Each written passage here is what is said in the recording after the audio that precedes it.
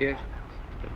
If I may refer briefly to the discussion that we were engaged in yesterday in order to take up the train of thought, I wish to remind the tribunal that we were discussing, I had just completed a discussion of document L61 with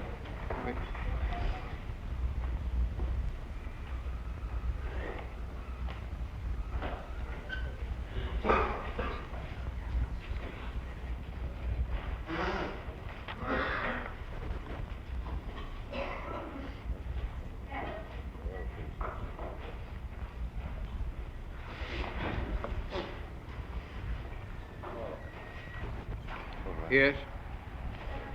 which had to do with a letter written by the defendant Saukel to the presidents of the Landis employment offices. I had read two excerpts from that letter.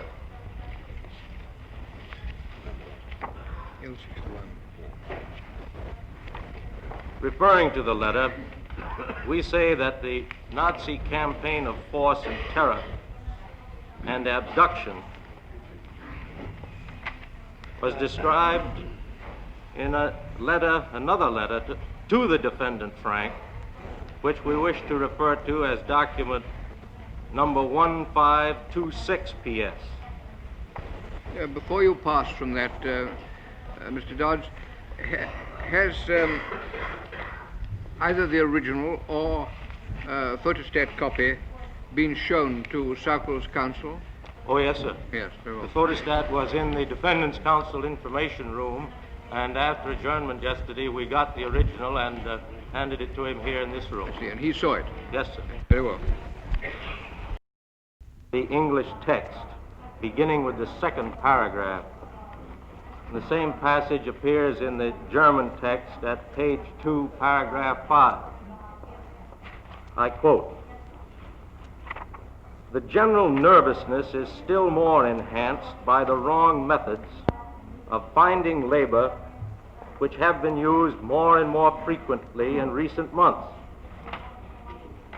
The wild and ruthless manhunt has exercised everywhere, in towns and country, in streets, squares, stations, even in churches, at night in houses, has badly shaken the feeling of security of the inhabitants. Everybody is exposed to the danger to be seized anywhere and at any time by members of the police, suddenly and unexpectedly, and to be brought into an assembly camp. None of his relatives knows what has happened to him, and only months later, one or the other gives news of his fate by a postcard." End of the quotation. And I wish to turn in this same document to enclosure 5 on page 8 of this document, which I quote,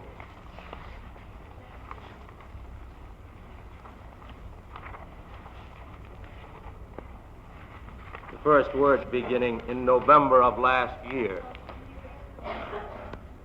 In November of last year, an inspection of all males of the age groups 1910 to 1920 was ordered in the area of Salishasky, district of Zotkow.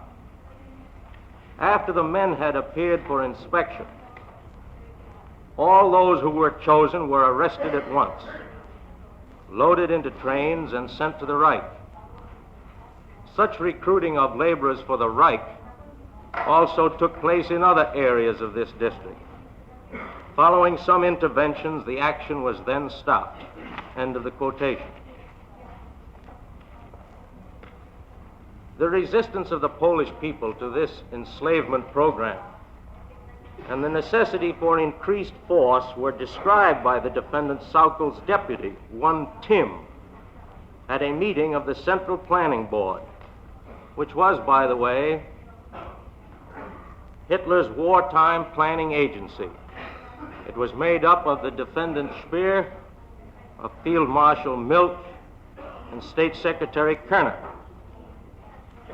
The Central Planning Board was the highest level economic planning agency exercising production controls by allocating raw materials and labor to industrial users.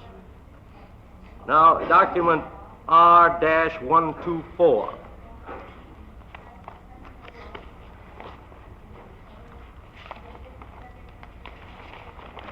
USA Exhibit 179. This document consists of excerpts from the minutes of the meetings of this Central Planning Board and minutes of conferences between the defendant Speer and Hitler. Only the excerpts, of course, from these minutes upon which we rely are being offered in evidence. I would say to the tribunal, however, that the balance of the minutes are available and can be made available if the tribunal so desires. This deputy of Sauckel's, his name being Tim, made a statement at the 36th conference of the Central Planning Board, and it appears on page 14, paragraph 2 of the English text of document R-124, and on page 10, paragraph 2 of the German text. In the English text, the quotation begins with the words, especially in Poland.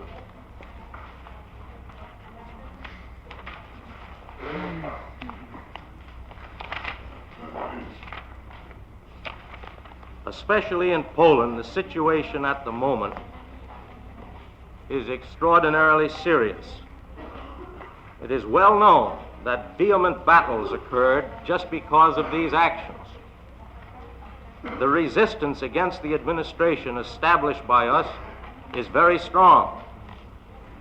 Quite a number of our men have been exposed to increased dangers, and it was just in the last 2 or 3 weeks that some of them were shot dead. For example... Mr. Dodd, don't go too fast. Oh, I'm sorry, Your Honor. It's very difficult to find these documents. Page 14. It's toward the end of the document book.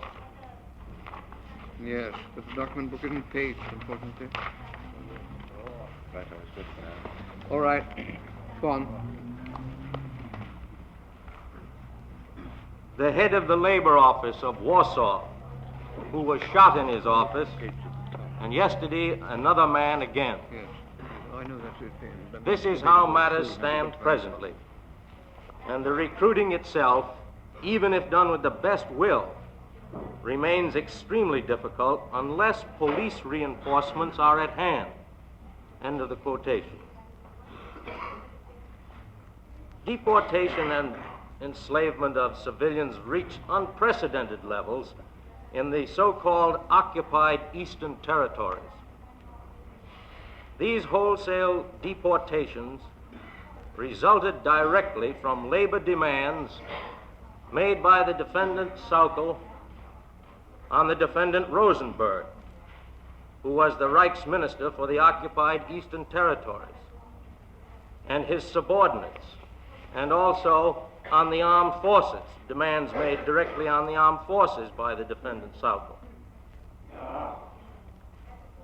On the 5th of October, 1942, for example, the defendant Sauckel wrote to the defendant Rosenberg, stating that 2 million foreign laborers were required, and that the majority of these would have to be drafted from the recently occupied Eastern territories, and especially from the Ukraine. And I wish to refer at this point to document 017 PS, which bears USA Exhibit number 180.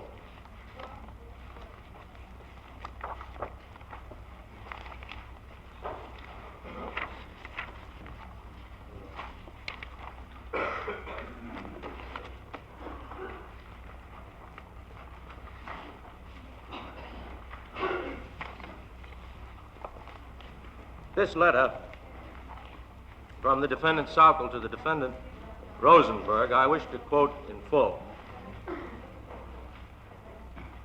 The It begins by saying the Fuhrer has worked out new and most urgent plans for the armament, which require the quick mobilization of 2 more million foreign labor forces. The Fuhrer, therefore, has granted me, for the execution of my decree of the 21st of March, 1942, new powers for my new duties, and has especially authorized me to take whatever measures I think are necessary in the Reich, the Protectorate, the General Government, as well as in the occupied territories, in order to assure at all costs an orderly mobilization of labor for the German armament industry. The additional required labor forces will have, will have to be drafted, for the majority from the recently occupied Eastern territories, especially from the Reichskommissariat Ukraine. Therefore, the Reichskommissariat Ukraine must furnish 225,000 labor forces by the 21st of December, 1942, and 225,000 more by 1 May, 1942. I ask you to inform Reichskommissar, Gauleiter, party fellow member Krupp about the new situation and requirements, and especially to see to it that he will support personally in any possible way the execution of this new requirement. I have the intention to visit party member Krupp shortly, and I would be grateful to you if you could inform me as to where and when I could meet him for a personal discussion. Right now, though, I ask that the procurement be taken up at once with every possible pressure and the commitment of all powers, especially also of the experts of the labor offices. All the directives which had limited temporarily the procurement of Eastern laborers are annulled. The Reich's procurement for the next months must be given priority over all other measures. I do not ignore the difficulties which exist for the execution of this new requirement, but I am convinced that with the ruthless commitment of all resources and with the full cooperation of all those interested, the execution of the new demands can be accomplished for the fixed date. I have already communicated the new demands to the Reichskommissar Ukraine via mail. In reference to our long-distance phone call of today, I will send you the text of the Fuhrer's decree at the beginning of next week.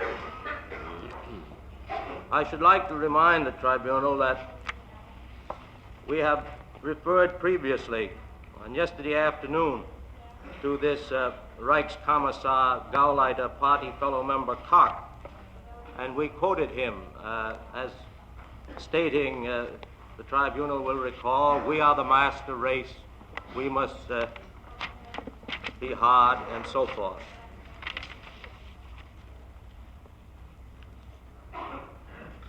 Again, on the 17th day of March in 1943, the defendant Saukel wrote again to the defendant Rosenberg. And on this occasion, he demanded the importation of another 1 million men and women from the Eastern territories within the following 4 months. And I wish to refer at this point to document number 019-PS, which bears USA Exhibit number 181.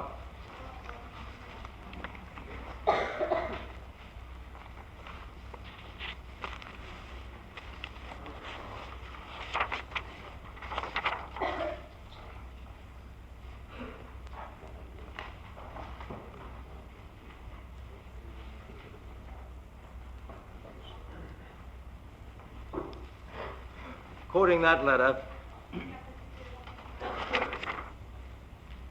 in full, after a protracted illness, my deputy for labor supply in the occupied Eastern territories, State Councilor Perkett, is going there to regulate the labor supply both for Germany and the territories themselves. I ask you sincerely, dear party member Rosenberg, to assist him to your utmost on account of the pressing urgency of Perket's mission. Already now I may thank you for the hitherto good reception accorded to Perket. He himself has been charged by me with the absolute and completely unreserved cooperation with all bureaus of the Eastern Territories, especially the labor supply for the German agriculture, and likewise for the most urgent armament production programs ordered by the Fuhrer, make the fastest importation of approximately 1 million men and women from the Eastern Territories within the next 4 months a must. Starting 15 March, the daily shipment must have reached 5,000 female and male workers respectively, while beginning of April this number has to be stepped up to 10,000. This is a requisite of the most urgent programs, and the spring tillage and other agricultural tasks are not to suffer for the detriment of the nutrition and of the armed forces. I have foreseen the allotment of the draft quotas for the individual territories in agreement with your experts for the labor supply as follows. Quota starting 15 March 1943. From General Commissariat, White Ruthenia, 500 people. Economic Inspection Center, 500 people. Reichskommissariat, Ukraine, 3,000 people. Economic Inspection South, 1,000 people. Total, 5,000 people. Starting 1 April 1943, the daily quota is to be doubled, corresponding to the doubling of the entire quota. I hope to visit personally the Eastern Territories towards the end of the month and ask you once more for your kind support. The end of the quotation. The defendant Saukel did travel to the east. He traveled to Cowan in Lithuania to press his demands. And we offer in evidence document number 204-PS, which bears USA Exhibit number 182.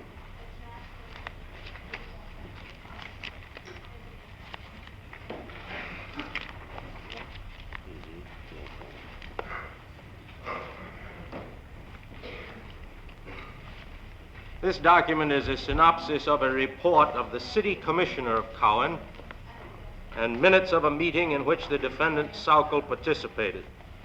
And I wish to read from the second page of the English text, beginning with the first paragraph. The same passage appears in the German text at page 5, paragraph 2. Quoting directly as follows. In a lecture which the plenipotentiary for the Arbeitseinsatz, Gauleiter Saukel, made on 18 July 1943 in Cowan, and in an official conference following it between Gauleiter Saukel and the General Commissar, the pool of labor in the Reich was again brought up urgently. Gauleiter Saukel again demanded that Lithuanian labor be furnished in greater volume for the purposes of the Reich. End of the quotation. Who was the General Commissar? Rosenberg? The plenipotentiary for the Arbeitseinsatz? No, the General Commissar. The General Commissar, no, his name is not known to us. He was apparently a local functionary in that region.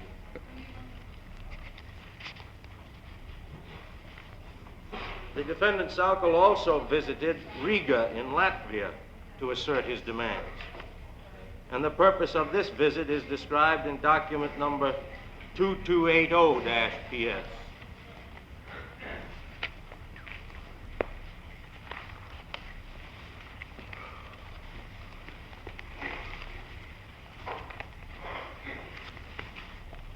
Bearing USA Exhibit number 183.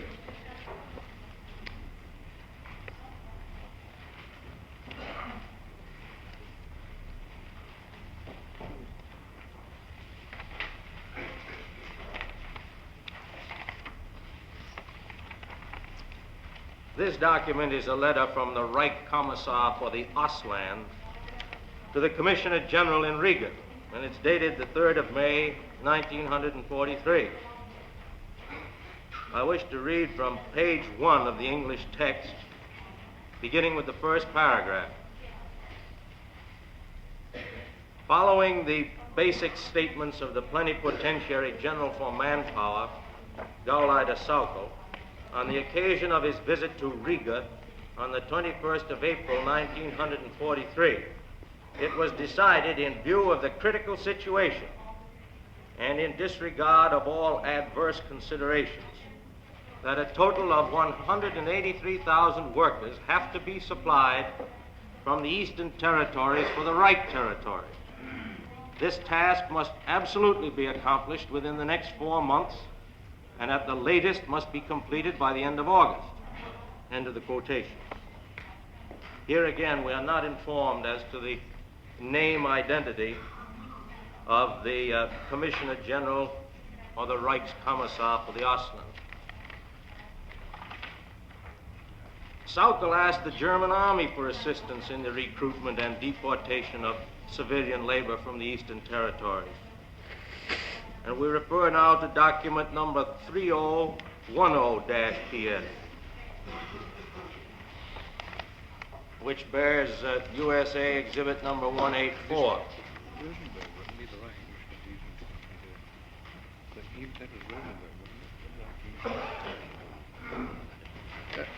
Mr. Dodds, were you saying that it wasn't known who that document emanated from? Oh, no, sir. We say it is a letter from the Reichskommissar for the Ausland to the Commissioner General in Riga, but we don't know their names specifically at the time of the writing of the letter. You don't know who the Reich Commissioner for the Eastern Territories was? We don't know him by that title, the Reichskommissar for the Ausland. We might... Oh. Very well. Oh, sir? Oh, Lose, I'm now informed, was his name. I had understood that we did not know it. Lose, L-O-H-S-E? L-O-H-S-E. Mm-hmm.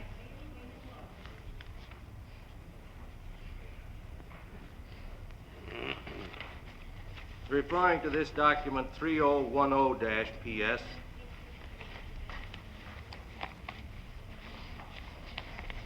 this document is a secret organization order of the Army Group South, dated the 17th day of August, 1943. And I wish to read from the first page of the English text, the first 2 paragraphs, as follows.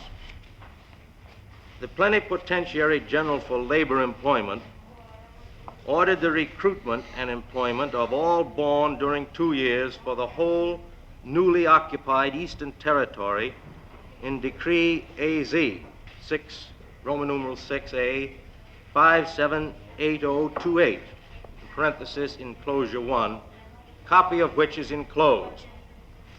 The Reich Minister for Armament and Munition approved this order. According to this order by the Plenipotentiary General for Labor Employment, BGA, you have to recruit and to transport to the Reich immediately all labor force in your territory born during 1926 and 1927. The decree relative labor duty and labor employment in the theater of operations of the newly occupied Eastern Territory of the 6th February 1943, and the executive orders, therefore, are the authority for the execution of this measure. Enlistment must be completed by 30 September 43 at the latest. End of the quotation.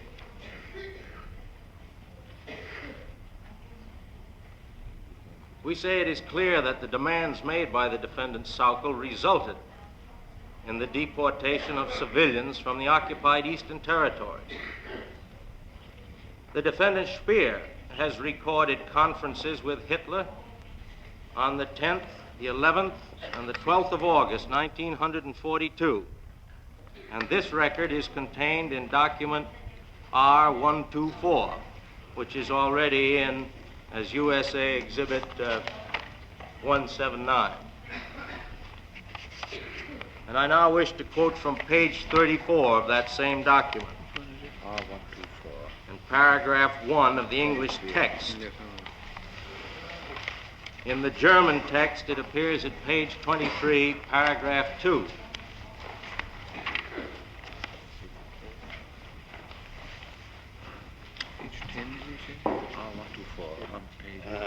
34 of it.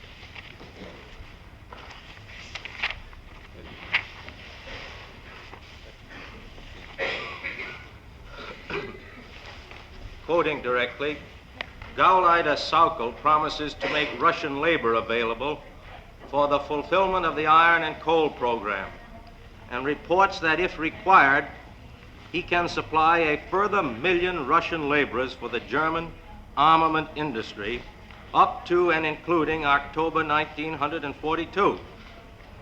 So far, he has already supplied 1 million for industry and 700,000 for agriculture. In this connection, the Führer states that the problem of providing labor can be solved in all cases and to any extent. He authorizes Gauleiter Sauckel to take all measures required. He would agree to any necessary compulsion in the East as well as in the West if this question could not be solved on a voluntary basis. End of the quotation. In order to meet these demands of 1,700,000, 100,000 here and there, the Nazi conspirators made terror and violence and arson, as we said yesterday, the fundamental instruments of their labor enslavement policy. 20 days after the defendant Sauckel demands of the 5th of October, 1942, a top official in the defendant Rosenberg's ministry described the measures taken to meet these demands. And I wish to refer now to document number 294 PS, which is USA Exhibit number 185.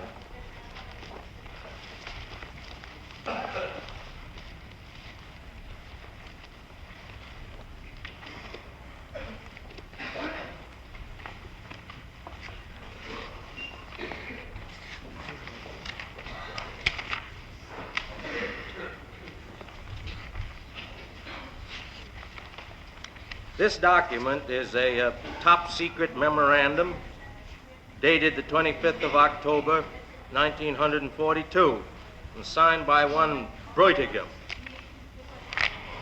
I wish to quote from page 4 of the English text, starting with the last paragraph as follows.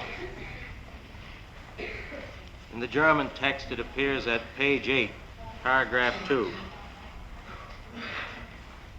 And quoting directly, we now experience the grotesque picture of having to recruit millions of laborers from the occupied Eastern territories after prisoners of war have died of hunger like flies in order to fill the gaps that have formed within Germany.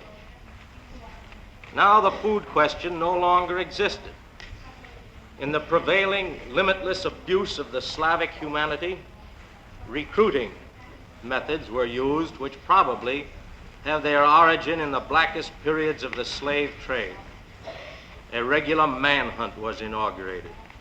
Without consideration of health or age, the people were shipped to Germany, where it turned out immediately that more than 100,000 had to be sent back because of serious illnesses and other incapabilities for work. End of the quotation. The defendant Rosenberg wrote himself concerning these brutalities to the instigator of them, the defendant Sauckel. And we refer now to document number 018 PS, which bears USA Exhibit number 186. Mr. Dodd, where did that top secret document 294 come from? It came from the files of the defendant Rosenberg.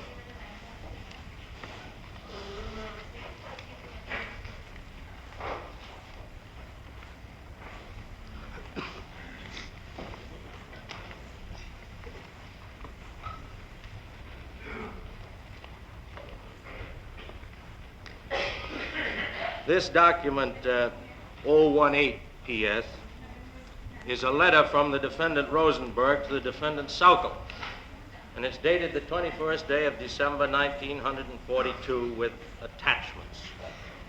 And I wish to quote from page 1 of the English text, starting at the middle of the second paragraph, which reads as follows.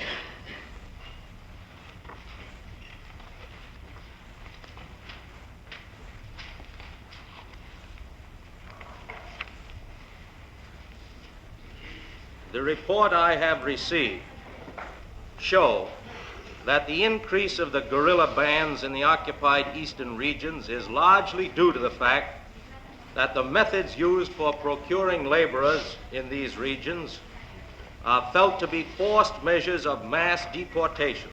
That the endangered persons prefer to escape their fate by withdrawing into the woods or going to the guerrilla bands. End of the quotation. And passing now to page 4 of the same English text, page 4 of that document, there is an attachment to Rosenberg's letter consisting of parts excerpted from letters of residents of the occupied Eastern Territories, excerpted by Nazi censors, apparently. In the German text, this appears at page 6, paragraphs 1 and 2.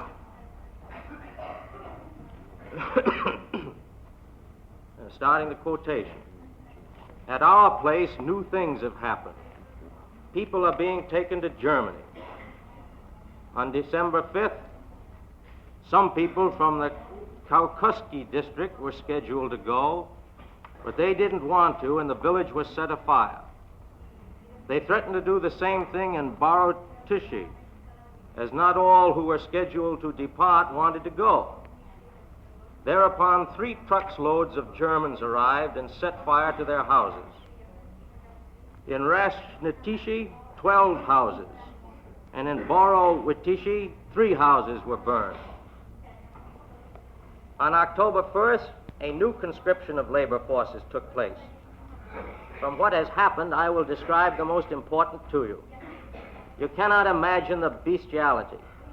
You probably remember what you told about the Soviets during the rule of the Poles. At that time, we did not believe it, and it now seems just as incredible. The order came to supply 25 workers, but no one reported. All had fled. Then the German militia came and began to ignite the houses of those who had fled. The fire became very violent, since it had not rained for 2 months. In addition, the grain stacks were in the farmyards. You can imagine what took place. The people who had hurried to the scene were forbidden to extinguish the flames, beaten and arrested so that 7 homesteads burned down. The policemen, meanwhile, ignited other houses. The people fall on their knees and kiss their hands, but the policemen beat them with rubber truncheons and threatened to burn down the whole village. I don't know how this would have ended if I, Sapper Kenny, had not intervened. He promised that there would be laborers by morning. During the fire, the militia went through the adjoining villages, seized the laborers, and brought them under arrest. Wherever they did not find any laborers, they detained the parents until the children appeared. That is how they raged throughout the night in Bilo Circa. The workers which had not yet appeared till then were to be shot. All schools were closed, and the married teachers were sent to work here, while the unmarried ones go to work in Germany. They are now catching humans like the dog catchers used to catch dogs. They are already hunting for 1 week and have not yet enough. The imprisoned workers are locked in at the schoolhouse. They cannot even go out to perform their natural functions, but have to do it like pigs in the same room. People from many villages went on a certain day to a pilgrimage to the monastery in Pache. They were all arrested, locked in, and will be sent to work. Among them there are lame, blind, and aged people. Now, despite the fact that the defendant Rosenberg wrote this letter with this attachment, we say he nevertheless countenanced the use of force in order to furnish slave labor to Germany, and admitted his responsibility for the unusual and hard measures that were employed. And I refer to 2 excerpts from the transcript of an interrogation under oath of the defendant Rosenberg on the 6th day of October 1945, which is USA Exhibit 187.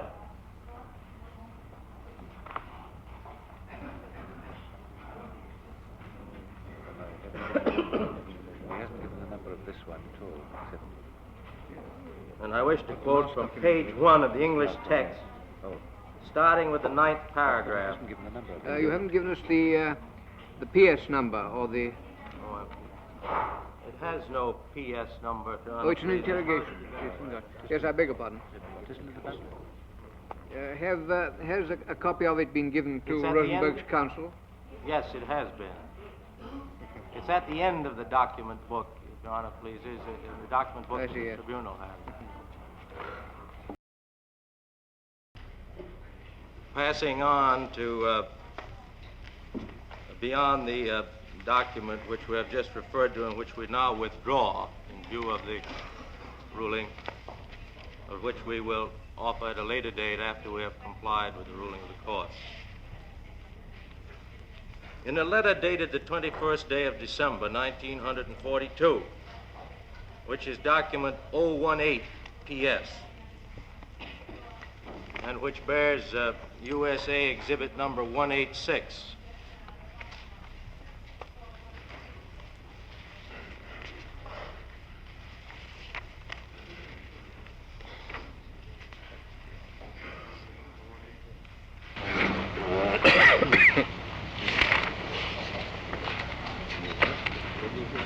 this, by the way, is a letter from the defendant Rosenberg to the defendant Salcom.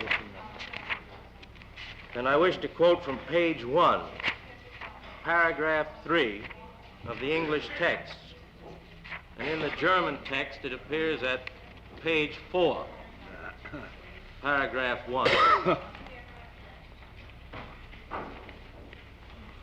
Quoting directly, even if I do not close my eyes to the necessity that the numbers demanded by the Reichsminister for weapons and ammunition, as well as by the agricultural economy, justify unusual and hard measures, I have to ask, due to the responsibility for the occupied Eastern Territories which lies upon me, that in the accomplishment of the ordered tasks, such measures be excluded, the toleration and prosecution of which will someday be held against me and my collaborator. End of the quotation. In the Ukraine area, arson was indeed used as a terror instrument to enforce these conscription measures, and we refer to document number 254 PS, which is USA Exhibit number 188. This document is from an official of the Rosenberg ministry and was also found in the Rosenberg files. It's dated June 29th, 1943. And encloses a copy of a letter from one Paul Rabe, a district commissioner in the territory of Wassachau, to the defendant Rosenberg. And I wish to quote from Rabe's letter, page 1, starting with paragraph 1 of the English text, which reads as follows.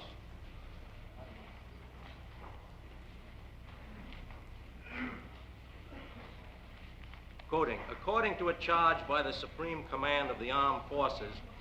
Mr. Dodd, I thought you said it was the date of it was 29th of June, 1943.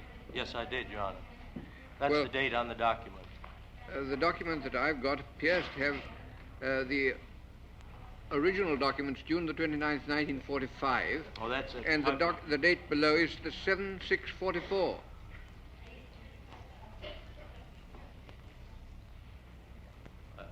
Get the original document. That's the enclosure. 7/6/44. Yes, that when it was written is enclosing it on that date. He said this was 43. Yes. Couldn't enclose on 43. No. What date No, it's that's 44. quite right. Yes, it looks like it, doesn't it? Quite right, yes. I'm sorry, Your Honor, there have been two errors. The document is dated the 29th of June, 1944. 44. 44. I see. And the enclosure is the 7/6/44. Yes. Yeah. And the other one is? The other one is right. This is right, and that's 44.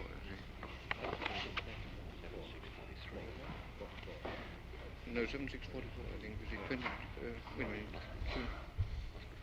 No, it needn't be, because the 29th is the 6th month. According to a charge by the Supreme Command of the Armed Forces that I burned down a few houses in the territory of Wasikau, Ukraine, belonging to insubordinate people ordered for work duty, this accusation is true.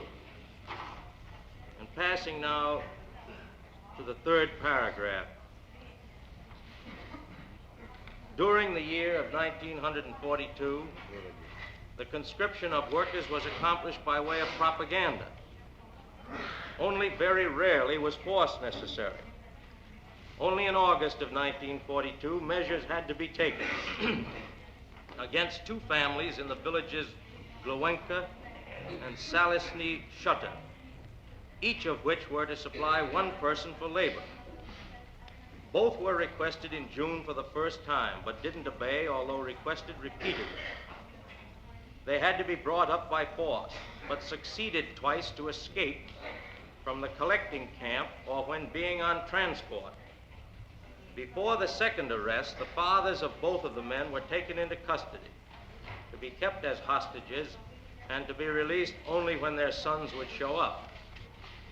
When after the second escape, rearrest of both the fathers and boys was ordered, the police patrols ordered to do so found the houses to be empty. End of that quotation. And passing to paragraph 4, it is stated, and I quote directly, that time I decided to take measures to show the... Shouldn't you read on at the top of that page, 2?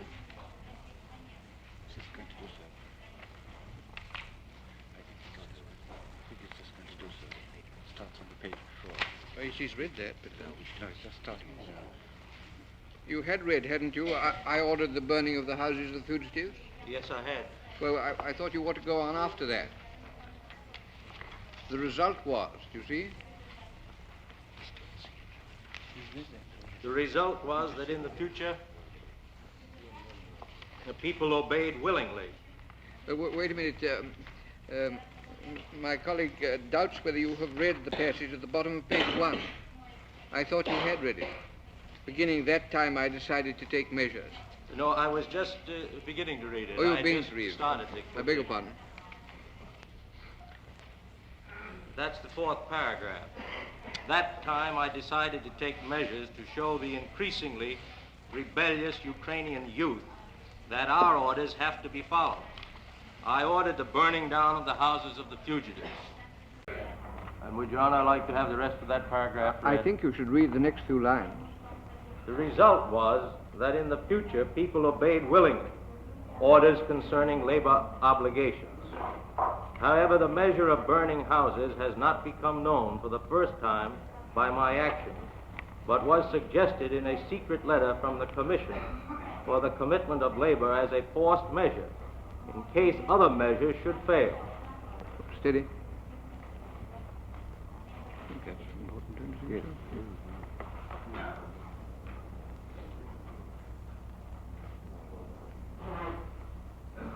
Yes. This hard punishment was accepted by the population with satisfaction. Who was the Commissioner for Labor, Mr. Dodd? The Commissioner... You just said an order from the Commissioner of Labor. Who was that? Well... Yes.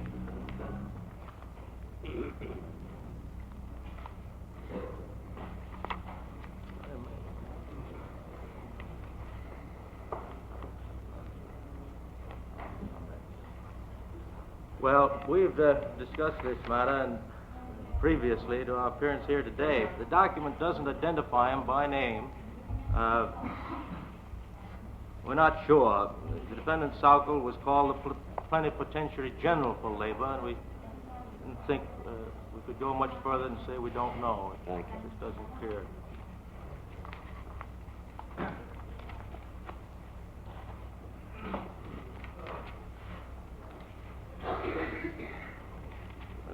that last sentence again, this hard punishment was accepted by the population with satisfaction.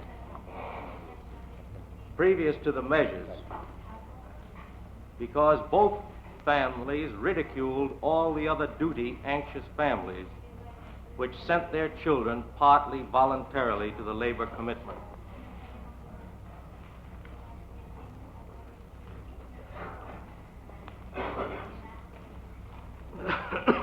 And turning to paragraph 2 on page 2, beginning about 2/3 of the way through the paragraph, I wish to read as follows. In the German text, it appears at page 3, paragraph 1. After the initial successes, a passive resistance of the population started, which finally forced me to start again on making arrests, confiscations, and transfers to labor camps. After a while, a transport of people obliged to work overran the police in the railroad station in Wassilkow and escaped. I saw again the necessity for strict measures. A few ringleaders, which of course escaped before they were found in Plesezgoche and in Mitnitska, after repeated attempts to get hold of them, their houses were burned down.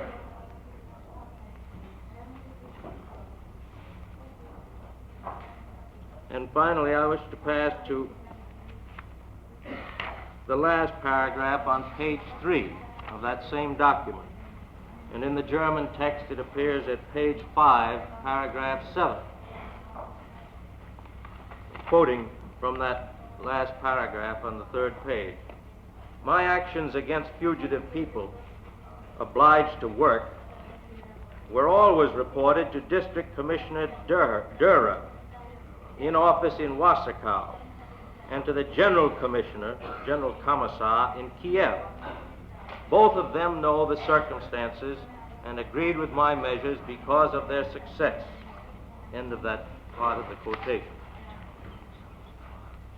Now, that General Commissar in Kiev, as we indicated yesterday again this morning, was the man Krupp, concerning whom we quoted his statement concerning about the master race.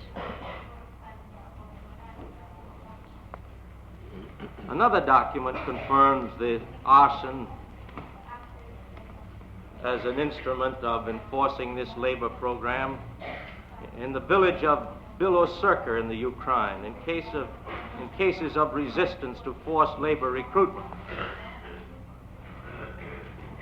Atrocities committed in this village are related in document 018PS, which is already in evidence as USA Exhibit 186.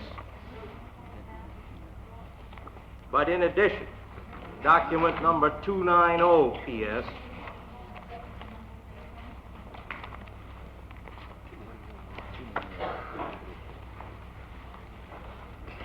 which bears USA Exhibit number 189,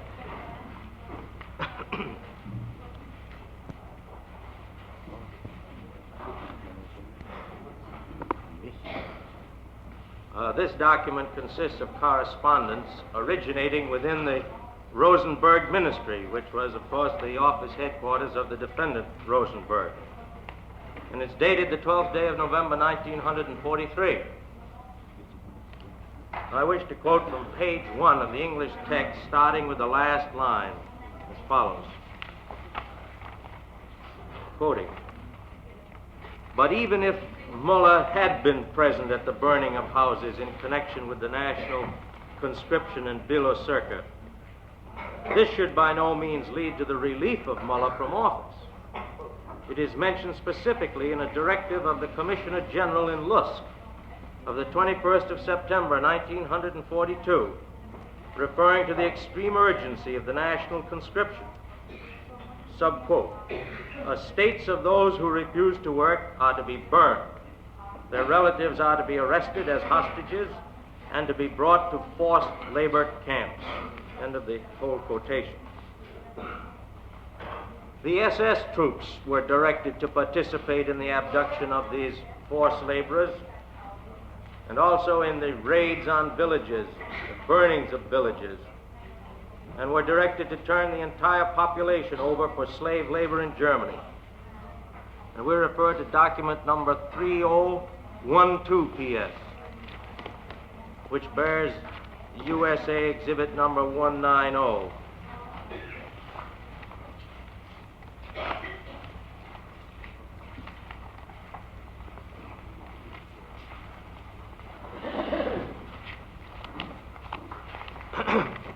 This document is a secret SS order, and it's dated the 19th day of March, 1943. I wish to quote from page 2 of the English text, starting with the third paragraph. And in the German text, it appears at page 2, paragraph 3. It says, and I quote it, "The activity of the labor officers, that is, of recruiting commissions, is to be supported to the greatest extent possible. It will not be possible always to refrain from using force. During a conference with the chief of the labor commitment staffs, an agreement was reached stating that whatever prisoners can be released, they should be put at the disposal of the commissioner of the labor office. When searching villages, when it has become necessary to burn down villages, the whole population will be put at the disposal of the commissioner by force."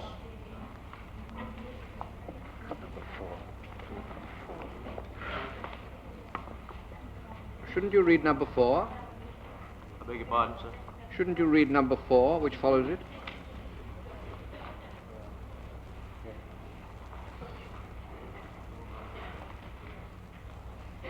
Number 4 says, as a rule, no more children will be shot.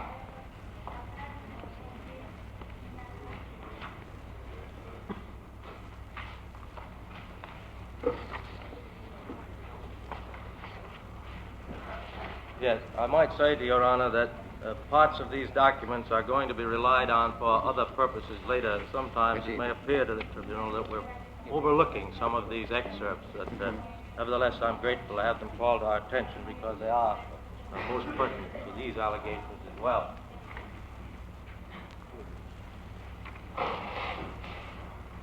From the community of Scheitemir, where the defendant Southall appealed for more workers for the right, the Commissioner General reported on the brutality of the conspirators' program, which he described as a program of coercion and slavery. And I now refer to document number 265 PS, which is USA Exhibit 191. I quite get 256. 265. 265. Yes. 265 PS.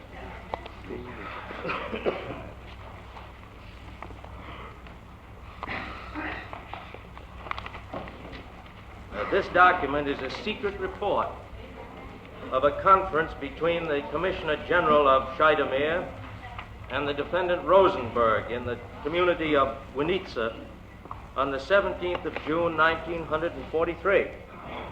The report itself is dated the 30th of June, 1943, and is signed by Lysa.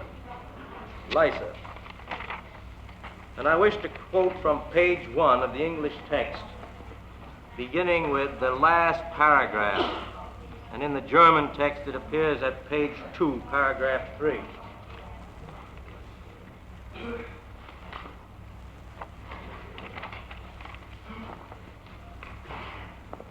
The symptoms created, quoting directly, the symptoms created by the recruiting of workers are no doubt well known to the Reichsminister through reports and his own observations. Therefore, I shall not report them. It is certain that a recruitment of labor, in this sense of the word, can hardly be spoken of. In most cases, it is nowadays a matter of actual conscription by force. End of that quotation. And passing now to page 2 of that same document, and to paragraph 1, line 11. In the German text, it appears at page 3, of paragraph 2.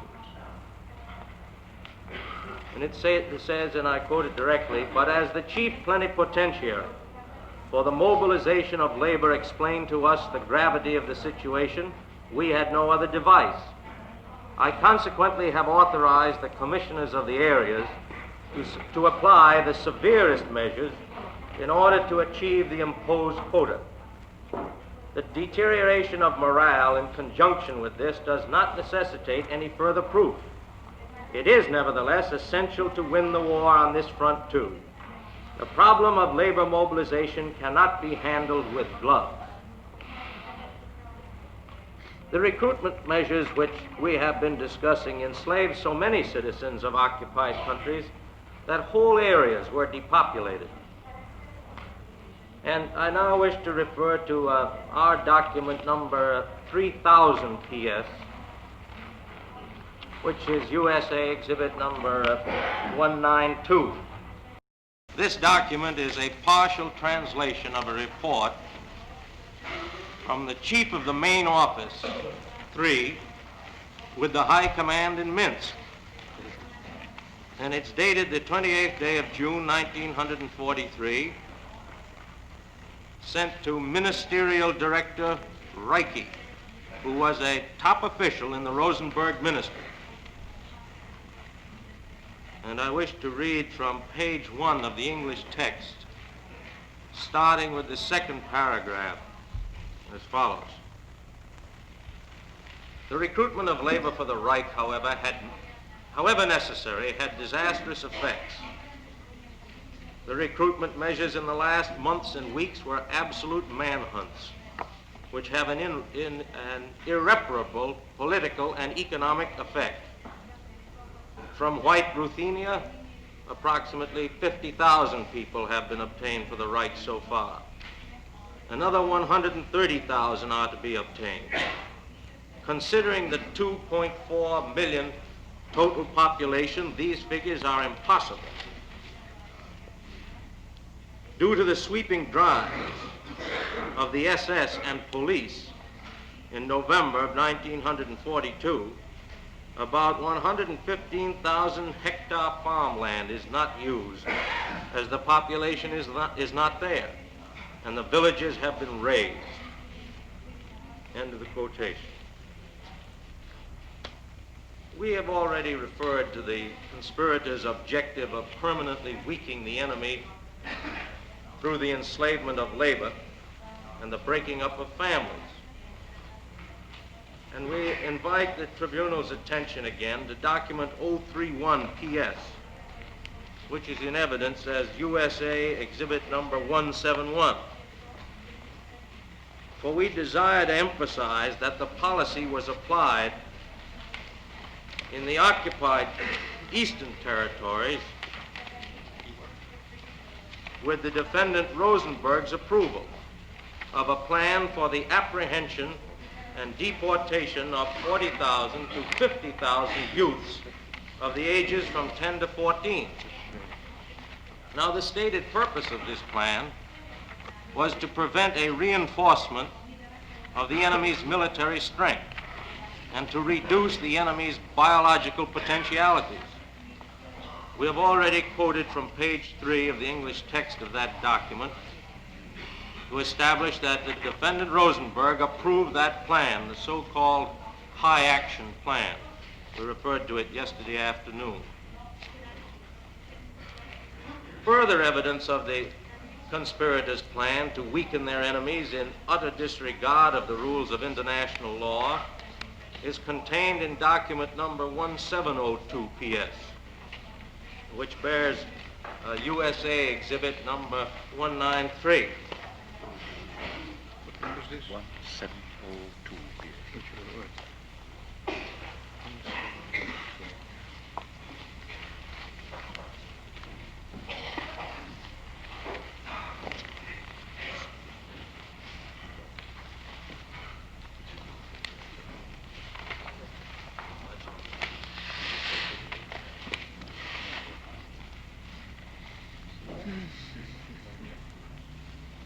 This document is a secret order issued by a rear area military commandant to the district commissar at Coercion, dated the 25th of December, 1943.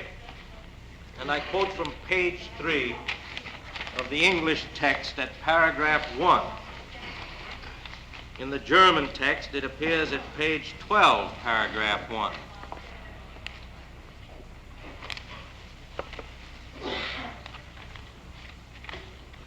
Small figure 1, the part of the quotation, and then the sentence beginning, the able-bodied male population between 15 and 65 years of age and the cattle are to be shipped back from the district east of the line, Baloka, Bertishen, and Scheidomir. And in parentheses, places excluded. End of the quotation. This program, which we have been describing, and the brutal measures that it employed, were not limited to Poland and the eastern occupied territories, but covered and cursed Western Europe as well. Frenchmen, Dutchmen, Belgians, Italians, all came to know the yoke of slavery and the brutality of their slave masters. In France, these slave masters intensified their program in the early part of 1943, pursuant to instructions which the defendant Speer telephoned to the defendant Saukel at 8 o'clock in the evening of the 4th day of January, 1943, from Hitler's headquarters. And I now refer to document number 556, PS. 556 PS 13. 556 PS 13, which is USA Exhibit number 194.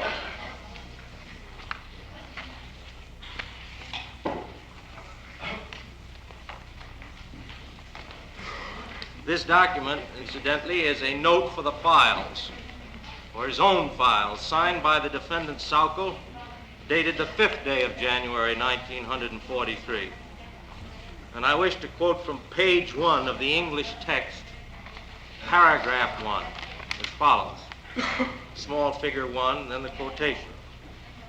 On 4 January 1943 at 8 p.m., Minister Speer telephones from the Führer's headquarters and communicates that on the basis of the Führer's decision, it is no longer necessary to give special consideration to Frenchmen in the further recruiting of specialists and helpers in France. The recruiting can proceed with emphasis and sharpened measures. End of the quotation. To overcome resistance to his slave labor program, the defendant Saukel improvised new impressment measures, which were applied in both France and Italy by his own agents, and which he himself labeled as grotesque. At a meeting of the Central Planning Board on March 1st, 1944, Saukel stated, and I must refer to document number R124, which is USA Exhibit number 179, and particularly to page 2 and paragraph 2 of the English text.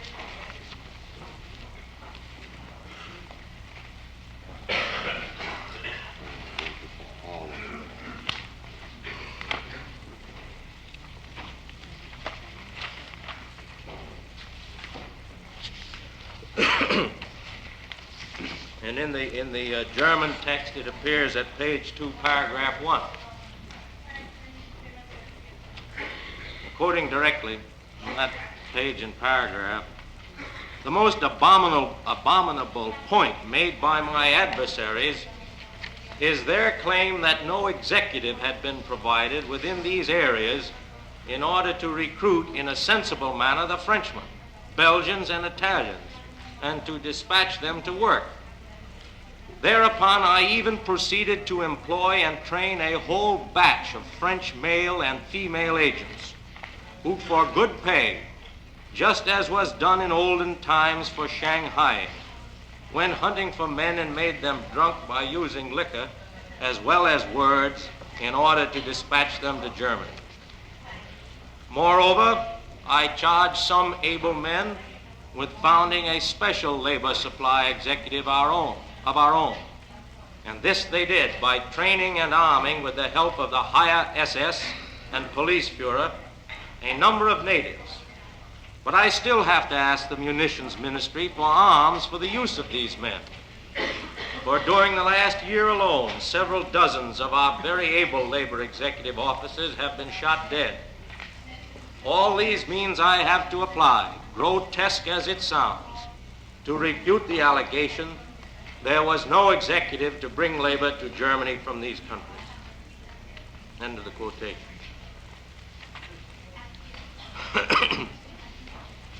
This same slave labor hunt proceeded in Holland as it did in France, with terror and abduction.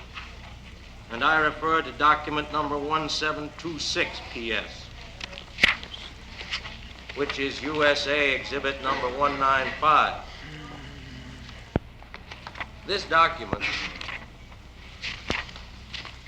is entitled "The Statement of the Netherlands Government in View of the Prosecution of the German Major War Criminals." And I wish to quote from enclosure H, entitled "Central Bureau for Statistics, the Deportation of Netherlands Workmen to Germany." It's page 1 of the English text, starting with the first paragraph. And in the German text, it appears at page 1 also, paragraph 1. Quoting it directly, it reads as follows: "Many big and reasonably large business concerns, especially in the metal industry, were visited by German commissions who appointed workmen for deportation. This combing out of the concerns was called the Saukel action, so named after its leader, who was charged with the appointment of foreign workmen in Germany. The employers had to cancel the contracts with the appointed workmen temporarily, and the latter were forced to register at the labor offices, which then took care of the deportation under supervision of German Fachberater. Workmen who refused, relatively few, were prosecuted by the Sicherheitsdienst, the SD. If captured by this service, they were mostly lodged for some time in one of the infamous prisoner camps in the Netherlands and eventually put to work in Germany. In this prosecution, the SD was supported by the German police service, which was connected with the labor offices and was composed of members of the NSB and the like. At the end of April 1942, the deportation of working laborers started on a grand scale. Consequently, in the months of May and June, the number of deportees amounted to less than 22,000. Not less than 22,000. 2,400, that should be, of which many were metal workers. After that, the action slackened somewhat. But in October 1942, another top was reached, 2,600. After the big concerns, the smaller ones had, in their turn, to give up their personnel. This changed in November 1944. The Germans then started a ruthless campaign for manpower, passing by the labor offices. Without warning, they lined off whole quarters of the towns, seized people in the streets or in the houses, and deported them. In Rotterdam and Schiedam, where these raids took place on the 10th and 11th of November, the amount of people thus deported was estimated at 50,000 and 5,000 respectively. In other places where the raids were held later, the numbers were much lower, because one was forewarned by the events. The exact figures are not known, as they have never been published by the occupants. The people thus seized were put to work partly in the Netherlands, partly in Germany. The end of that quotation. A document found in the OKH files furnishes further evidence of the seizure of workers in Holland, and I refer to document number 3003 PS, which is numbered USA Exhibit 196.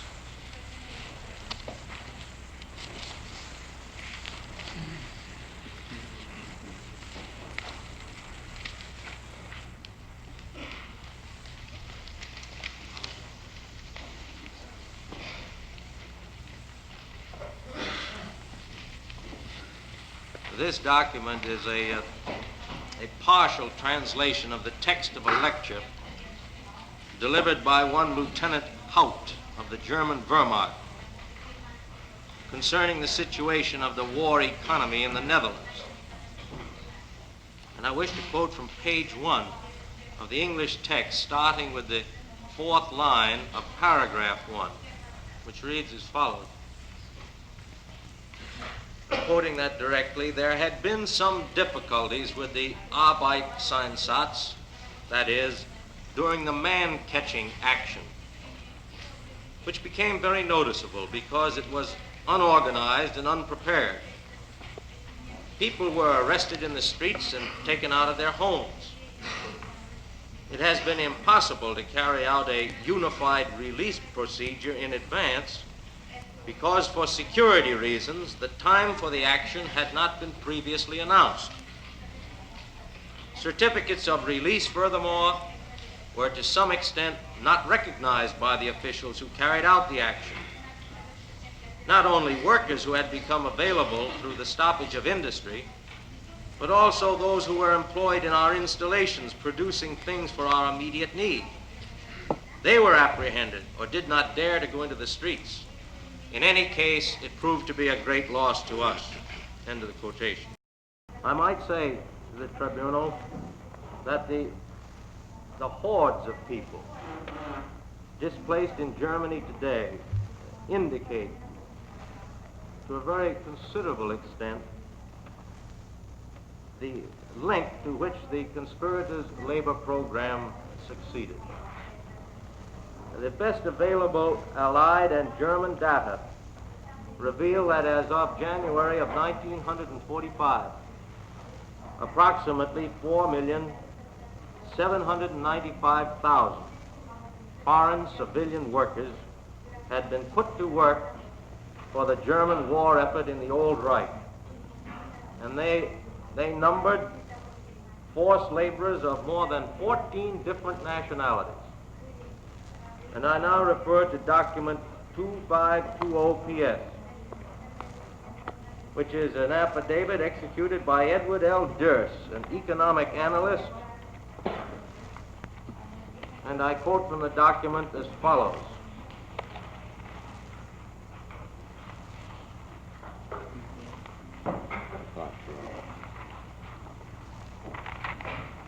On the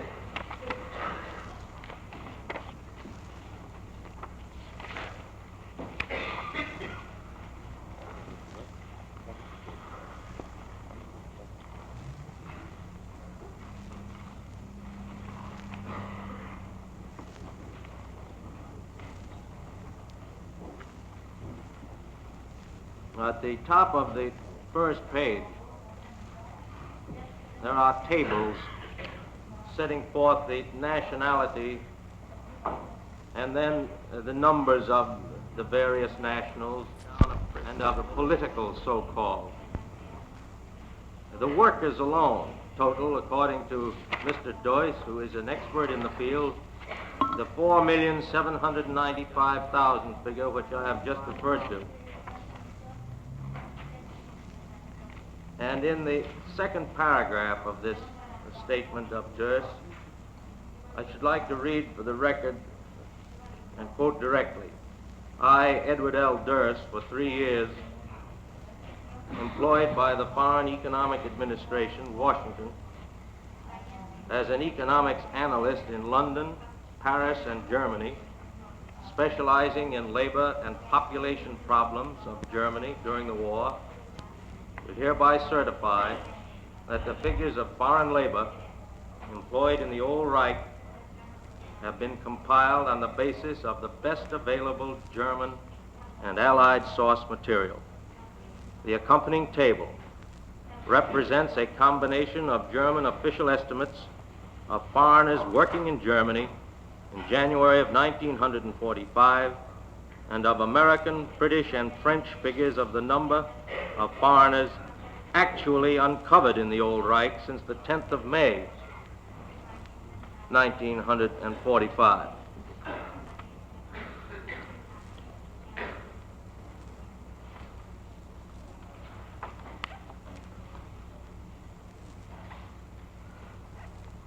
Only a very small proportion of these imported laborers came to Germany on a voluntary basis.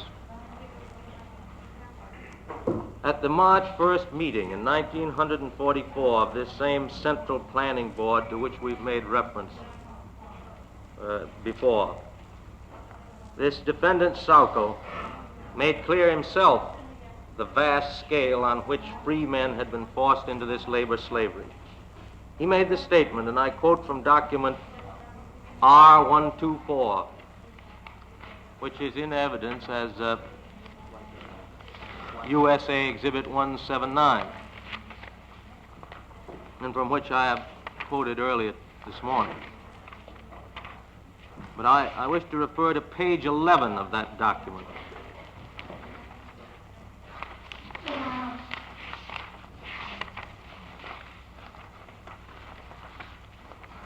And the middle paragraph, paragraph 3, precisely. In the German text, it appears at page 4, paragraph 2. Sauckel, the defendant Sauckel, speaking, according to the minutes of the Central Planning Board on March 1st, 1944, said, and I quote directly from that document, "Out of 5 million foreign workers who arrived in Germany, not even 200,000 came voluntarily." End of quotation.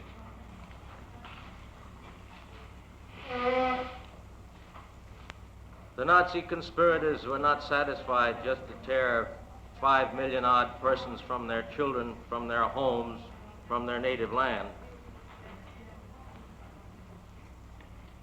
But in addition, these defendants who sit today in this courtroom insisted that this vast number of wretched human beings who were in the so-called Old Reich as forced laborers must be starved, given less than sufficient to eat, often beaten and mistreated, and permitted to die wholesale for want of food, for want of even the fundamental requirements of decent clothing, for want of adequate shelter, or indeed sometimes just because they produce too little. Now, these conditions of deportation are vividly described in document 054 PS, which is a report made to the defendant Rosenberg concerning the treatment of Ukrainian labor.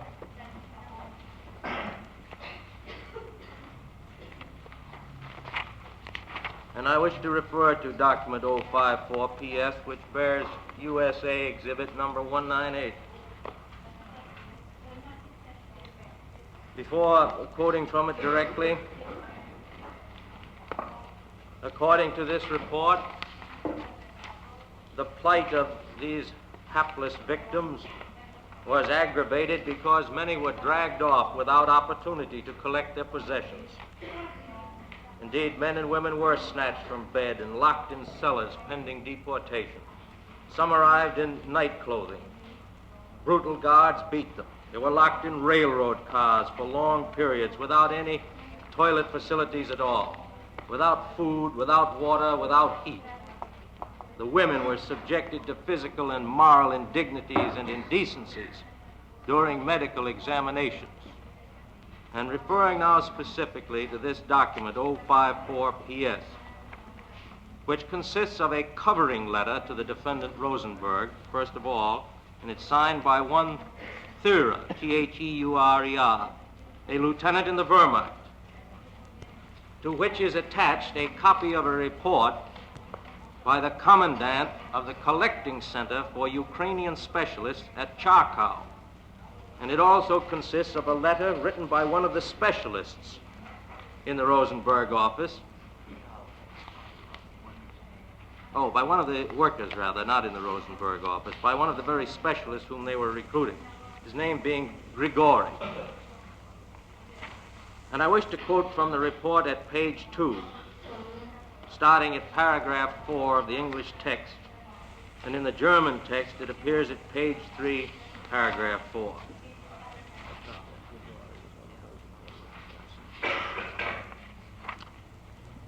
Quoting directly from that page 2, paragraph 4, the English text, the starosts, that is, the village elders, are frequently corruptible. They continue to have the skilled workers whom they drafted dragged from their beds at night to be locked up in cellars until they are shipped. Since the male and female workers often are not given any time to pack their luggage and so forth, many skilled workers arrive at the collecting center for skilled workers with equipment entirely insufficient, without shoes, only 2 dresses, no eating and drinking utensils, no blankets, etc. In particularly extreme cases, new arrivals, therefore, have to be sent back again immediately to get the things most necessary for them. If people do not come along at once, threatening and beating of skilled workers by the above-mentioned militia is a daily occurrence and is reported from most of the communities. In some cases, women were beaten until they could no longer march. One bad case in particular was reported by me to the commander of the civil police here, Colonel Samak, for severe punishment. Place Zazalinkow, district Dergachi. The encroachments of the starosts and the militia are of a particularly grave nature, because they usually justify themselves by claiming that all that is done in the name of the German armed forces. In reality, the latter have conducted themselves throughout in a highly understanding manner towards the skilled workers and the Ukrainian population. The same, however, cannot be said of some of the administrative agencies. To illustrate this, be it mentioned that a woman once arrived being dressed with barely more than a shirt. End of that quotation. And passing now to page 4 of this same document, starting with the 10th line of the 3rd paragraph. In the German text, it appears at page 5, paragraph 2. And quoting it directly again, on the basis of reported incidents, attention must be called to the fact that it is irresponsible to keep workers locked in the cars for many hours so that they cannot even take care of the calls of nature. It is evident that the people of a transport must be given an opportunity from time to time in order to get drinking water, to wash, and in order to relieve themselves. Cars have been showed in which people had made holes so that they could take care of the calls of nature. When nearing bigger stations, persons should, if possible, relieve themselves far from these stations. End of the quotation. And turning to page 5 of the same document, paragraph 1. In the German text, it appears at page 6, paragraph 1. The following abuses were reported from the delousing stations. In the women's and girls' shower rooms, services were partly performed by men, or men would mingle around, or even help with the soaping and vice versa. There were female personnel in the men's shower rooms. Men also for some time were taking photographs in the women's shower rooms. Since mainly Ukrainian peasants were transported in the last month, as far as the female portion of these are concerned, they were mostly of a high moral standard and used to strict decency. They must have considered such a treatment as a national degradation. The above-mentioned abuses have been, according to our knowledge, settled by the intervention of the transport commanders. The reports of the photographing were made from Holland. The reports about the former were made from Coercion. Such incidents, in complete disregard with the honor and respect of the Greater German Reich, may still occur again here or there. End of the quotation. Sick and infirm people of the occupied countries were taken indiscriminately with the rest. Those who managed to survive the trip into Germany, but who arrived too sick to work, were returned like cattle, together with those who fell ill at work because they were of no further use to the Germans. The return trip took place under the same terrible conditions as the initial journey and without any kind of medical supervision. Death came to many, and their corpses were unceremoniously dumped out of the cars with no provision for burial. And I quote finally from page 3, paragraph 3 of document 054 PS.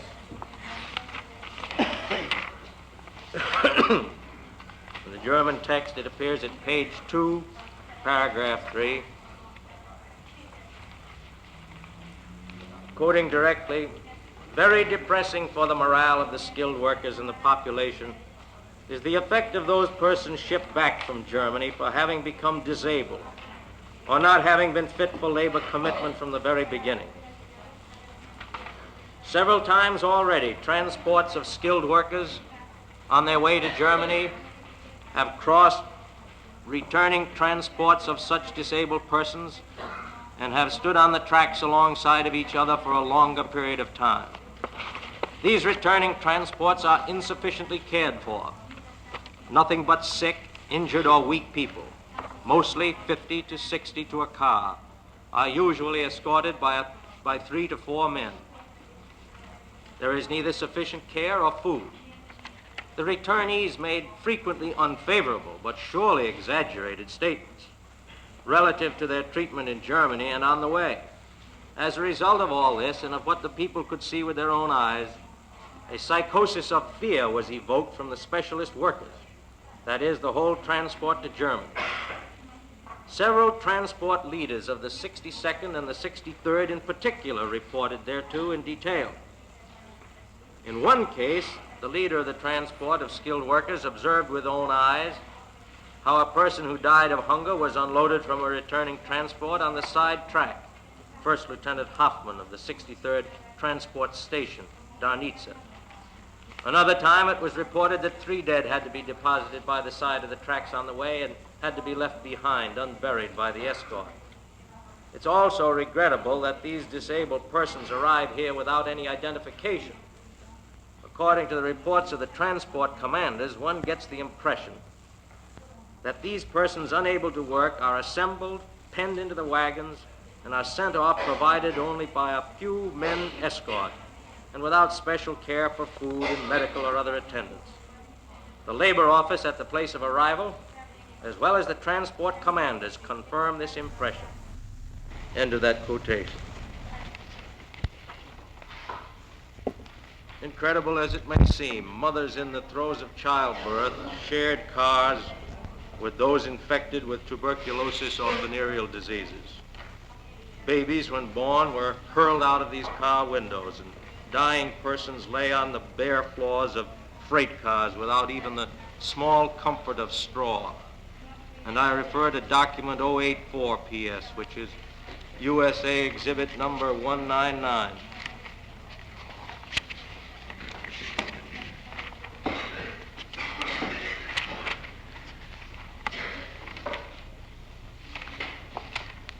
This document is an interdepartmental report prepared by Dr. Gutkelch in the defendant Rosenberg's ministry, and it's dated the 30th of September, 1942. And I wish to quote from page 10 of the English text, starting with the 4th line from the top of the page. In the German text, it appears at page 22, paragraph 1. Quoting directly from that paragraph and page. How necessary this interference was is shown by the fact that this train with returning laborers had stopped at the same place where a train with newly recruited Eastern laborers had stopped. Because of the corpses in the trainload of returning laborers, a catastrophe might have been precipitated had it not been for the mediation of Mrs. Miller. In this train, women gave birth to babies who were thrown out of the windows during the journey. People having tuberculosis and venereal diseases rode in the same car. Dying people lay in freight cars without straw, and one of the dead was thrown on the railway embankment. The same must have occurred in other returning transports. End of the quotation. Some aspects of the Nazi transport were described by the defendant Saukel himself in a decree which he issued on the 20th of July, 1942. And I refer specifically to document number 2241 PS3, which is USA Exhibit number 200. And I asked that the tribunal take judicial notice of the original decree, which is published in section B1A, page 48E of a book entitled Die Beschäftigung von ausländischen Arbeitskräften in Deutschland. And I quote from page 1, paragraph 2 of the English text.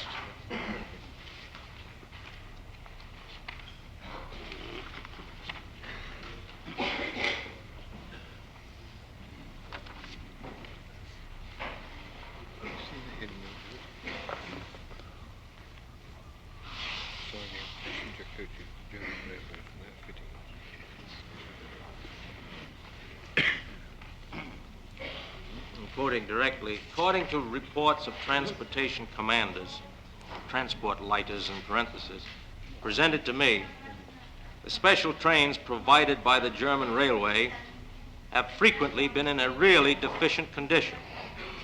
Numerous window panes have been missing in the coaches. Old French coaches without lavatories have been partly employed so that the workers had to fit up an emptied compartment as a lavatory. In other cases, the coaches were not heated in winter, so that the lavatories quickly became unusable because the water system was frozen and the flushing apparatus was therefore without water. End of the quotation. The tribunal will unquestionably have noticed, observed, that a number of the documents which we have referred to and which we have offered consist of complaints by functionaries of the defendant Rosenberg's ministry or by others concerning the conditions which under which foreign workers were recruited and lived. I think it is appropriate to say that these documents have been presented by the prosecution really for two purposes, or for a dual purpose. To establish first the facts recited therein, of course, but also to show that these conspirators had knowledge of these conditions, and that notwithstanding their knowledge of these conditions, these conspirators continued to countenance and assist in this enslavement program of a vast number of citizens of occupied countries.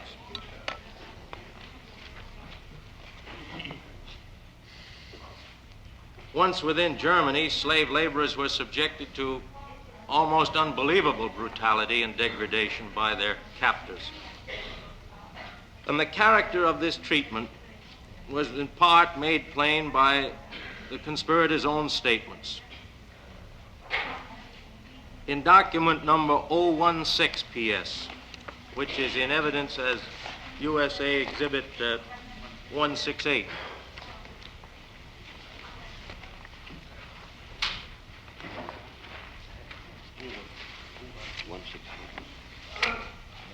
.016 PS.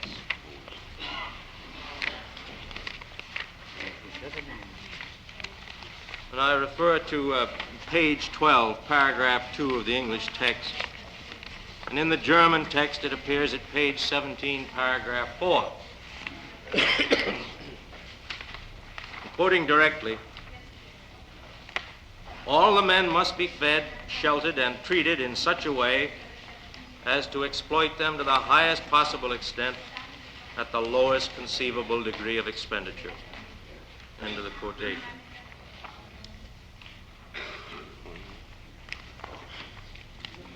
force and brutality as instruments of production found a ready adherent in the defendant Speer, who in the presence of the defendant Saukel said at a meeting of the Central Planning Board, and I refer to document number R124, which is already in evidence and which has been referred to previously. There's the exhibit number 179. Particularly page 42 of that document, R124, and paragraph 2 of that page, 42.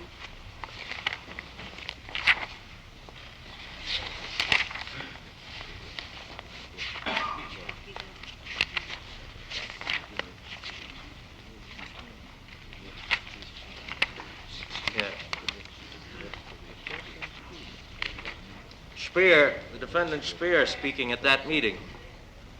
We must also discuss the slackers. Lye has ascertained that the sick list decreased to 1/4 or 1/5 in factories where doctors are on the staff who are examining the sick men. There is nothing to be said against SS and police taking drastic steps and putting those known as slackers into concentration camps. There is no alternative. Let it happen several times and the news will soon go round. End of the quotation.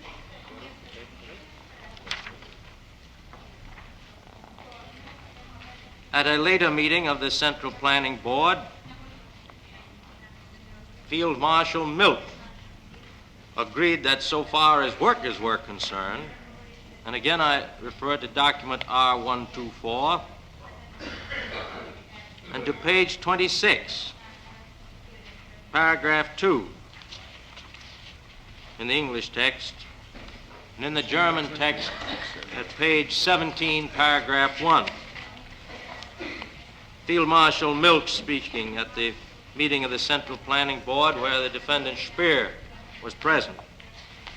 Quoting directly, "The list of the shirkers should be entrusted to Himmler's trustworthy hands." End of the quotation. Page 17 of No, 124? Your Honor, page 26. Paragraph 2. The page 17 was of the German text. The English text, page 26. Thank you.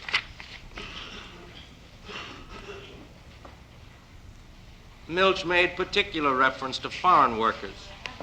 Again, in this document R124, on page 26, paragraph 3. In the German text, page 18, paragraph 3.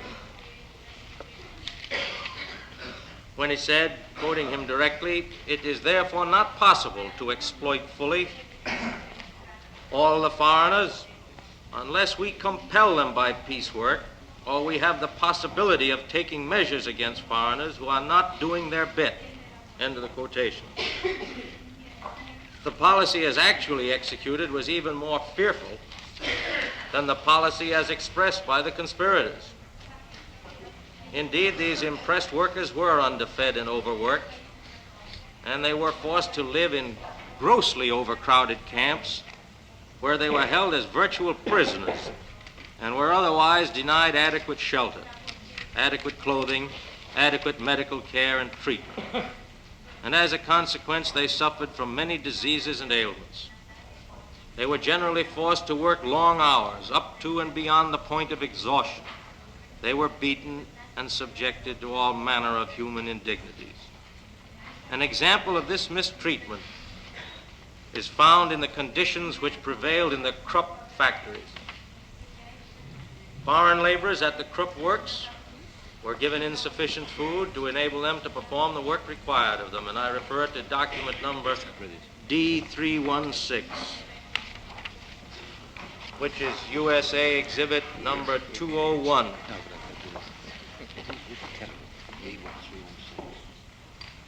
This document was found in the Krupp files.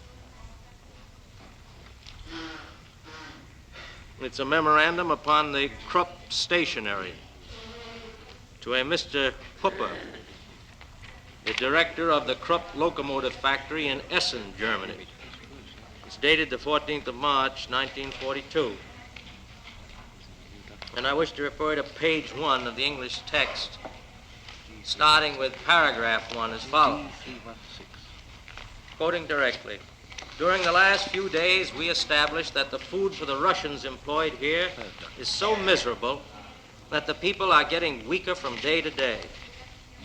Investigation showed that single Russians are not able to place a piece of metal for turning into position, for instance, because of lack of physical strength. The same conditions exist at all places of work where Russians are employed. End of the quotation. The condition of foreign workers in Krupp workers' camps is described in detail in an affidavit executed in Essen, Germany by Dr. Wilhelm Jaeger, who was the senior camp doctor. It's document number 288, which is USA exhibit number 202. 288 PS? 288, D-288, I'm sorry. D-288.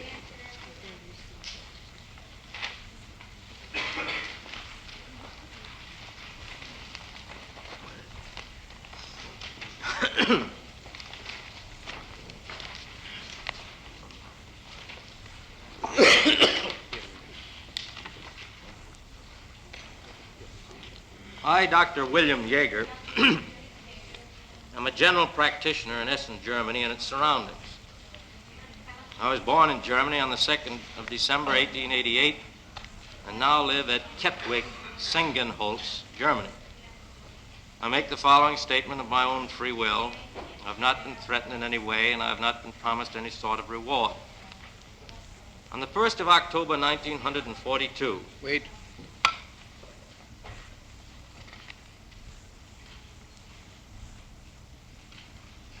I became senior camp doctor in Krupp's workers' camps and was generally charged with the medical supervision of all of Krupp's workers' camps in Essen. In the course of my duties, it was my responsibility to report upon the sanitary and health conditions of the workers' camps to my superiors in the Krupp works. It was a part of my task to visit every Krupp camp which housed foreign civilian workers, and I am therefore able to make this statement on the basis of my personal knowledge. My first official act as senior camp doctor was to make a thorough inspection of the various camps. At that time, in October 1942, I found the following conditions. The Eastern workers and Poles who labored in the Krupp works at Essen were kept at camps at Säumenstrasse, Spenlestrasse, Grieperstrasse, Heckstrasse, Germaniastrasse, Kapitan Lehmannstrasse, Dacienschule, and Krenerplatz. When the term Eastern workers is hereinafter used, it is to be taken as including Poles. All of these camps were surrounded by barbed wire and were closely guarded. Conditions in all of these camps were extremely bad. The camps were greatly overcrowded. In some camps, there were twice as many people in barrack as health conditions permitted. At Kremerplatz, the inhabitants slept in treble-tiered bunks, and in the other camps, they slept in double-tiered bunks. The health authorities prescribed a minimum space between the beds of 50 EM, but the bunks in these camps were separated by a maximum of 20 to 30 EM. The diet prescribed for the Eastern workers was altogether insufficient. They were given 1,000 calories a day, less than the minimum prescribed for any German. Moreover, while German workers engaged in the heaviest work received 5,000 calories a day, The Eastern workers in comparable jobs received only 2,000 calories. The Eastern workers were given only 2 meals a day and their bread ration. One of these 2 meals consisted of a thin, watery soup. I had no assurance that the Eastern workers, in fact, received the minimum which was prescribed. Subsequently, in 1943, when I undertook to inspect the food prepared by the cooks, I discovered a number of instances in which food was withheld from the workers. The plan for food distribution called for a small quantity of meat per week. Only inferior meats rejected by the veterinary, such as horse meat or tuberculin infested, was permitted for this purpose. This meat was usually cooked into a soup. The clothing of the Eastern workers was likewise completely inadequate. They worked and slept in the same clothing in which they had arrived from the East. Virtually all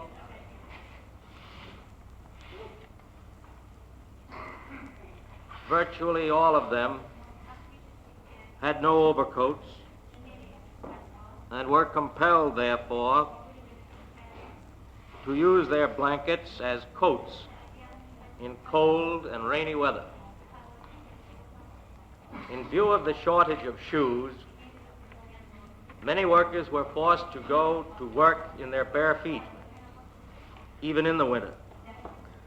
Wooden shoes were given to some of the workers, but their quality was such as to give the workers sore feet. Many workers preferred to go to work in their bare feet rather than endure the suffering caused by the wooden shoes. Apart from the wooden shoes, no clothing of any kind was issued to the workers until the latter part of 1943, when a single blue suit was issued to some of them. To my knowledge, this represented the sole issue of clothing to the workers from the time of their arrival until the American forces entered Essen. Sanitary conditions were exceedingly bad. At Kramerplatz, where approximately 1,200 Eastern workers were crowded into the rooms of an old school, the sanitary conditions were atrocious in the extreme. Only 10 children's toilets were available for the 1,200 inhabitants. At Deportation, 15 children's toilets were available for the 400 to 500 Eastern workers. Excretion contaminated the entire floors of these laboratories. There were also few facilities for washing. The supply of bandages, medicine, surgical instruments, and other medical supplies at these camps was likewise altogether insufficient. As a consequence, only the very worst cases were treated. The percentage of Eastern workers who were ill was twice as great as among the Germans. Tuberculosis was particularly widespread among the Eastern workers. The tuberculosis rate among them was 4 times the normal rate. 2% Eastern workers, German 5%. At Deportation, approximately 2.5% of the workers suffered from open tuberculosis. These were all active tuberculosis cases. The Tartars and the Kyrgyz suffered most. As soon as they were overcome by this disease, they collapsed like flies. The cause was bad housing, the poor quality and insufficient quantity of food, overwork, and insufficient rest. These workers were likewise afflicted with spotted fever.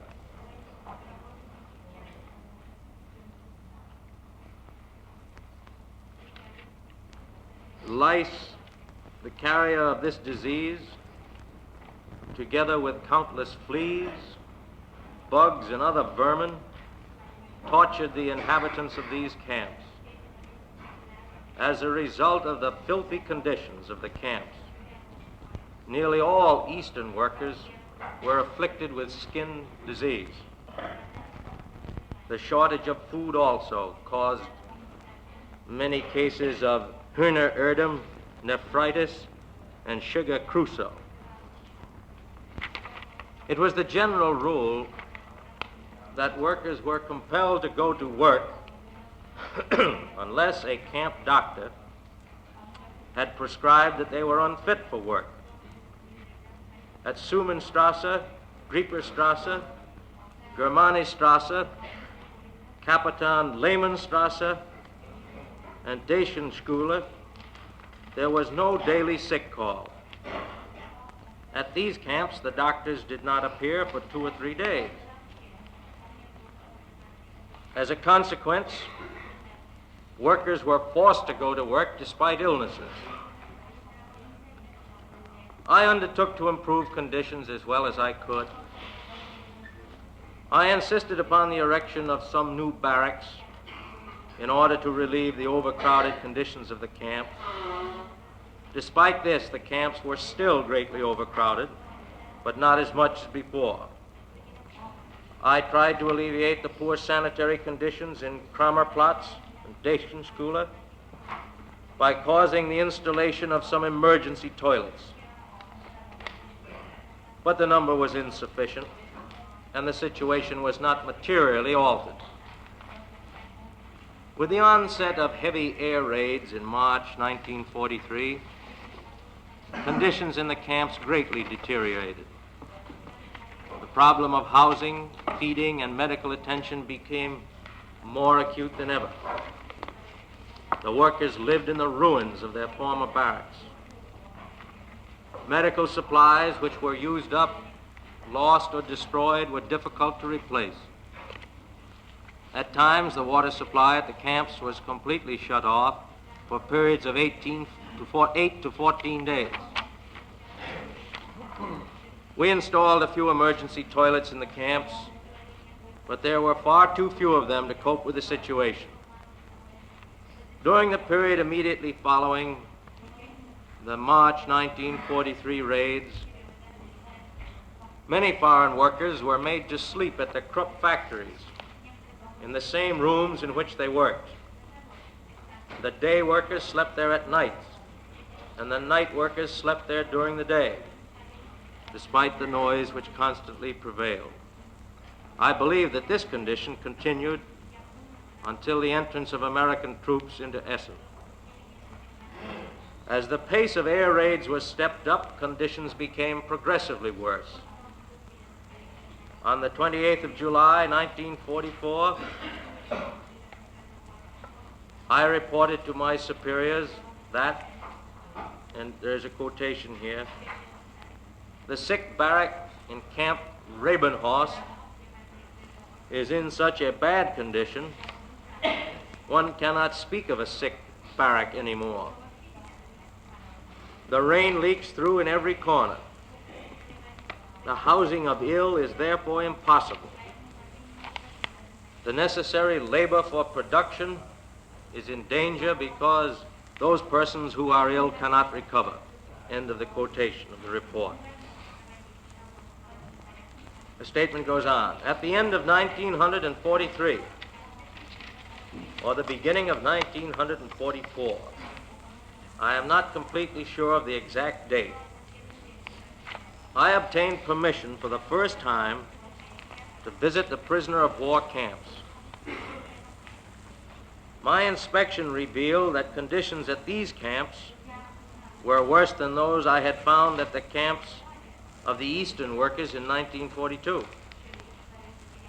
Medical supplies at such camps were virtually non-existent. In an effort to cure this intolerable situation, I contacted the Wehrmacht authorities, whose duty it was to provide medical care for the prisoners of war. My persistent efforts came to nothing. After visiting and pressing them over a period of 2 weeks, I was given a total of 100 aspirin tablets for over 3,000 prisoners of war. The French prisoner of war camp in Noger Ratstrasse had been destroyed in an air raid attack, and its inhabitants were kept for nearly half a year in dog kennels, urinals, in old baking houses. The dog kennels were 3 feet high, 9 feet long, and 6 feet wide.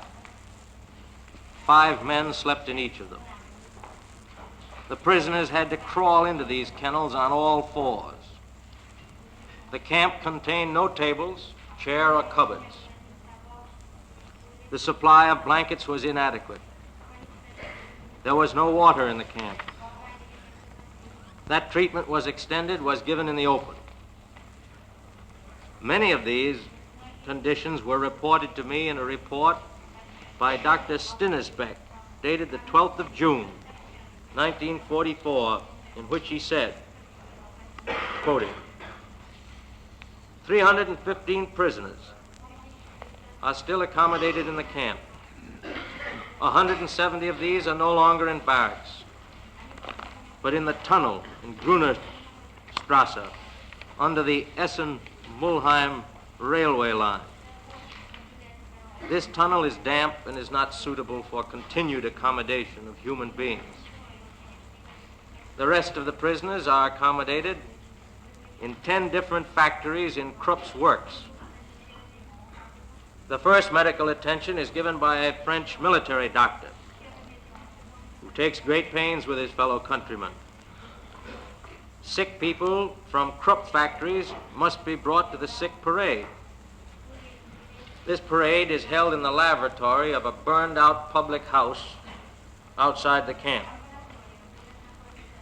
The sleeping accommodation of the 4 French orderlies is in what was the men's room. In the sick bay, there is a double-tier wooden bed. In general, the treatment takes place in the open. In rainy weather, it is held in the above-mentioned small room. These are insufferable conditions. There are no chairs, tables, cupboards, or water. The keeping of a register of sick people is impossible.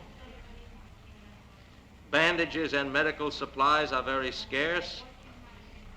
Although badly hurt in the works there, very often brought here for first aid and have to be bandaged here before being transported to hospital. There are many loud and lively complaints about food, which the guard personnel confirms as being correct. Illness and loss of manpower must be reckoned with under these conditions. In my report to my superiors at Krupp, dated the 2nd of September 1944, I stated, Camp Humboldtstrasse has been inhabited by Italian prisoners of war.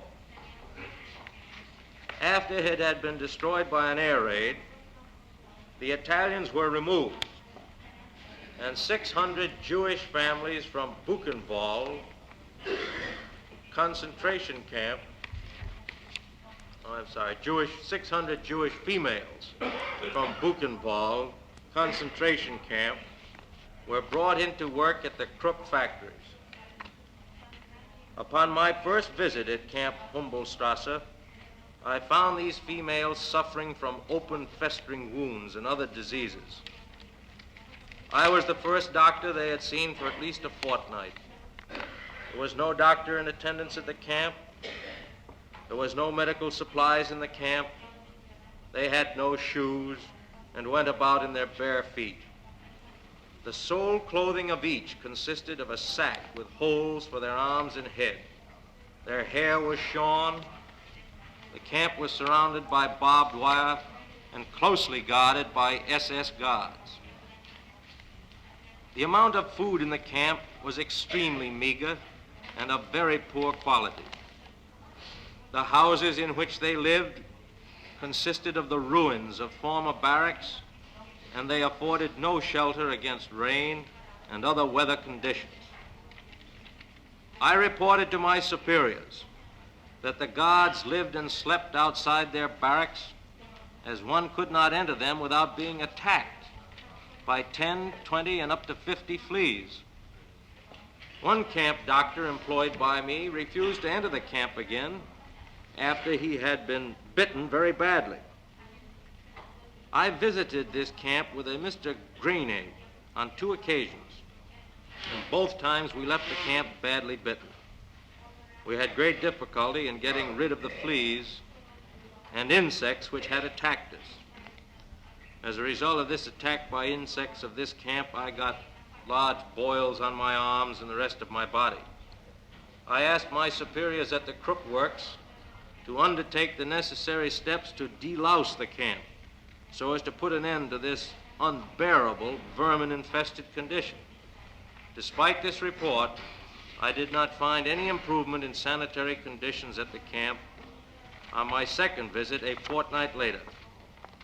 When foreign workers finally became too sick to work or were completely disabled, they were returned to the labor exchange in Essen.